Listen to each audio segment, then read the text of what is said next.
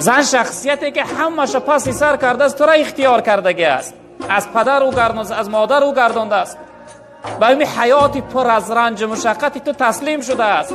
20 سال شد میگه من رنج عذاب کشیده ایستادم. چی بدبختی هست. برادری عزیز بزرگوار، خواهری من و شما را، اپای من و شما را چنین کنند، چی حالت با بالامون میاد؟ شخصیتی که امروز از ظلم میکنی، میزنی، جبرش میکنی، اگر خواهر تا چنین کنند چقدر سختت میرسه؟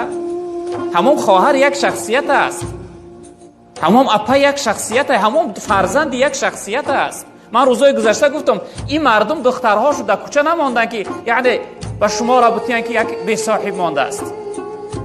این مردم این خسر و خوشتامن ما را باور میکنن که همچون فرزند قبول میکنن، دختراش نه همچون امانت میتین. حتی روایت از پیغمبر بزرگوار گفتن اینها امانت های خدا هستند در شما.